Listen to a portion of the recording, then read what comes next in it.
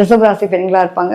So ரிஷபராசி பெண்களை பொறுத்த வரைக்கும் ஒரு 50% வந்துட்டு நியாயம், தர்மம் இது எல்லாத்தையும் பார்ப்பாங்க. இன்னொரு 50% பார்த்தீங்க அப்படின்னா ஒரு அது அப்படியே ஆப்போசிட்டா பார்த்தீங்க அப்படின்னா தனக்கான விஷயங்கள் என்ன, எனக்கு என்ன இதுல லாப நோக்கம் இருக்கு அப்படிங்கிற மாதிரியான நிலைகள். இந்த தர்மம் இதெல்லாம் தனக்கு போதாங்க மிச்சதெல்லாம் அப்படின்ற மாதிரி ஒரு சில பெண்களை வந்து அப்படி இருக்கக்கூடிய தன்மைகள் இருக்கும் இயல்பாவே. பொதுவா வந்துட்டு இந்த ரிஷபராசி பெண்களை வந்து அவ்வளவு சீக்கிரம் வந்து நம்ம கால்குலேட்டே பண்ண முடியாதுங்க. அந்த மாதிரி இருப்பாங்க, புரியாத புதிராவே இருப்பாங்க.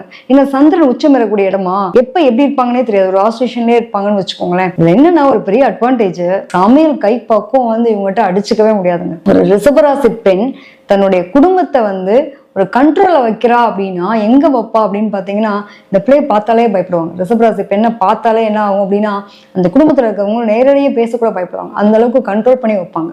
அந்த அடக்கி ஆளும் வலிமை யார்கிட்ட இருக்கும் அப்படின்னா ரிஷபராசி பெண்ணுகிட்ட இருக்கும். இவங்க என்ன பண்ணுவாங்க அப்படின்னா உணவுன்ற ஒரு விஷயத்த வந்து எல்லாருக்கும் அவ்வளவு அழகா சமைச்சுப்பாங்க. இவங்களே அழகான சாப்பாடு